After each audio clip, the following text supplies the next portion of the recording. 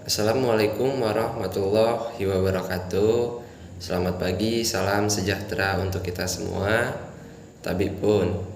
Sebelumnya izin memperkenalkan diri, nama saya Muhammad Fadel Haryoga, NPM 19160066. Saya dari Prodi PGSD 4B. Di sini saya akan mempresentasikan materi mengenai masuknya Islam dan kolonialisme. Nah, perlu kita ketahui bahwasanya Islam pertama kali masuk ke Indonesia pada abad ke-13, di mana Islam tersebut masuk ke Indonesia di daerah Sumatera bagian utara, di Samudra Pasai hingga Aceh melalui para pedagang dari Gujarat. Berbicara mengenai masuknya Islam ke Lampung, nah terdapat 4 umpu yang dikenal sebagai Paksipak masyarakat Lampung.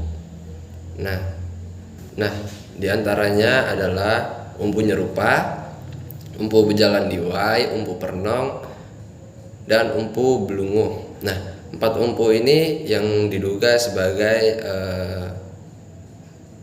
yang menyebarkan Islam di Lampung. Perlu diketahui juga bahwasanya Islam masuk ke Lampung pada abad ke-15 melalui 3 pintu utamanya. Nah, diantaranya adalah yang pertama dari arah barat. Nah, dari arah barat ini Islam masuk dari Minangkabau. Nah, kemudian Islam masuk melalui Belulu, Lampung Barat. Kemudian dari arah utara Palembang melalui Komering pada masa Adipati Arya Damar pada tahun 1943. Nah, kemudian dari arah selatan Banten melalui Fatilah atau Sunan Gunung Jati masuk melalui Labuhan Maringgai pada tahun 1525. Selanjutnya yaitu pengaruh Banten dan sistem pemerintahan. Nah, pengaruh Banten di Lampung ini dirintis sejak permulaan berdirinya Kesultanan Banten, yaitu oleh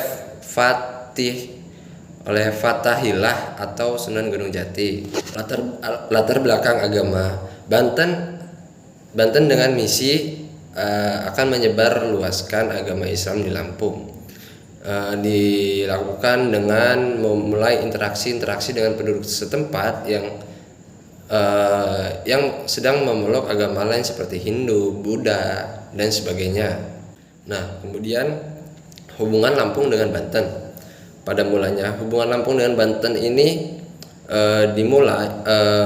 dimaksudkan agar Banten menarik Lampung supaya Lampung berada di bawah pemerintahan dari Banten yang saat itu dipimpin oleh Fatahillah pada tahun 1525, yakni menyebarluaskan agama Islam dengan cara perdagangan, perkawinan, dan hubungan-hubungan sosial lainnya, hingga dilakukan secara terus-menerus oleh Sultan Hasanuddin. Secara ekonomi, hubungan Lampung dengan Banten saat itu ada pada pemerintahan Sultan Hasanuddin pada tahun 1525 sampai 1570 yang diawali dengan dibukanya perkebunan lada. Kedatangan Banten ke Lampung pada masa kekuasaan Sultan Hasanuddin memiliki kaitan yang erat dengan Lampung dikarenakan pada saat itu Banten menjadi pusat perdagangan yang ramai dikunjungi untuk memenuhi kehidupan sehari-hari maupun memenuhi kebutuhan sehari-hari dari barang impor maupun ekspor. Banten juga menyuplai rempah-rempah dari berbagai daerah. Hubungan Lampung dengan Banten tidak hanya sebatas ekonomi saja, namun Banten mempunyai keinginan lebih, yaitu menyebarluaskan agama Islam di Lampung. Pada masa puncak perkembangannya, Kesultanan Banten pada saat itu menjadi pusat belajar dan penyebaran agama Islam. Banyak orang di luar Banten yang belajar Islam, Kesultanan Banten.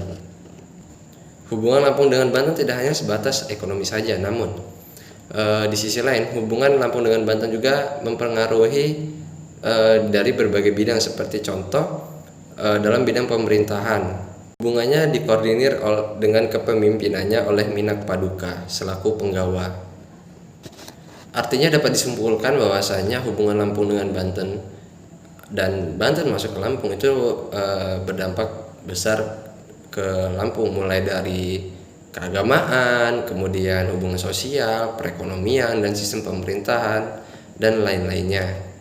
Kemudian kedatangan bangsa Eropa, Portugis dan Belanda.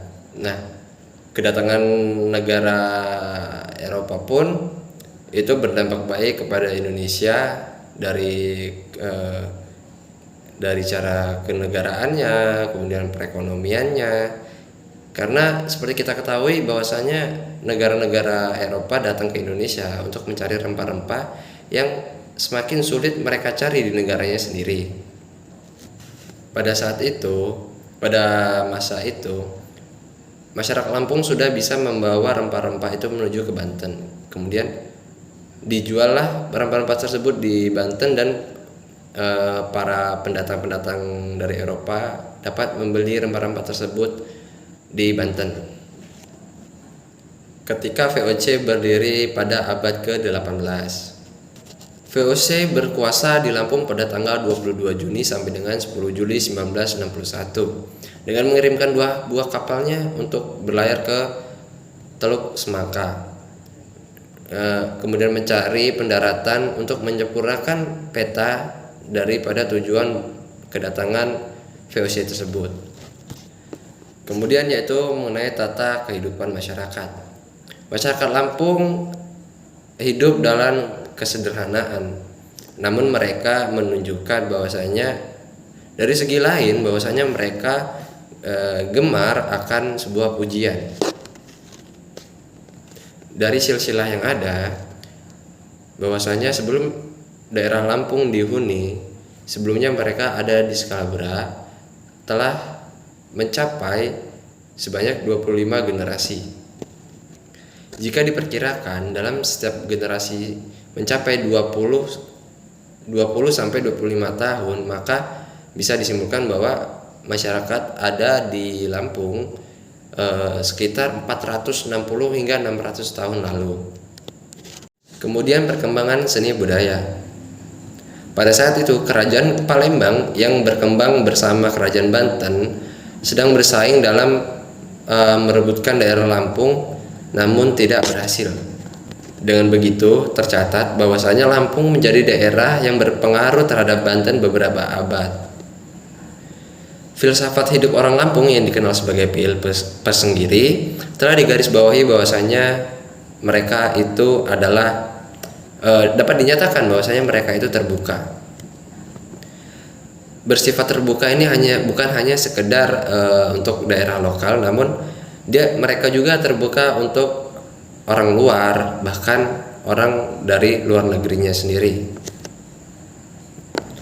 Bangunan bersejarah yang merupakan warisan dari budaya Islam pada masa perkembangan di Lampung adalah Masjid Al-Anwar dan Masjid Al-Yakin. Dua masjid ini merupakan peninggalan sejarah pada masa Islam di Lampung saat itu. Baiklah, mungkin hanya sekian yang dapat saya sampaikan. Semoga materi yang saya sampaikan dapat bermanfaat untuk para pendengar, untuk para rekan-rekan mahasiswa-mahasiswi di kelas. Sebelum saya tutup, saya mohon maaf atas sedikit dan kurangnya. Saya mohon maaf jika ada kesalahan kata yang sengaja pun tidak sengaja, saya juga mohon maaf. Kepada Allah saya mohon ampun. Dengan zikir kita beretika, dengan fikir kita berdialektika, dengan amal soleh kita berderma. Ihdinas siratal mustaqim, wallahul muwaffiq ila aqwamit thoriq. Wassalamualaikum warahmatullahi wabarakatuh.